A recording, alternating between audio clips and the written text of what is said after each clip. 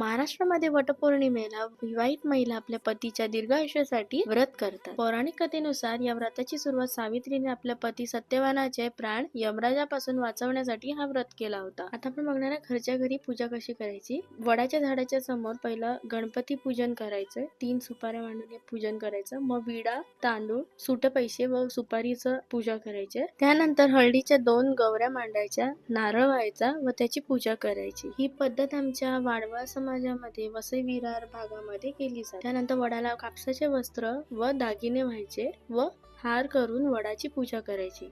वडाची ओटी भरायची व फळाचा नैवेद्य दाखवायचा.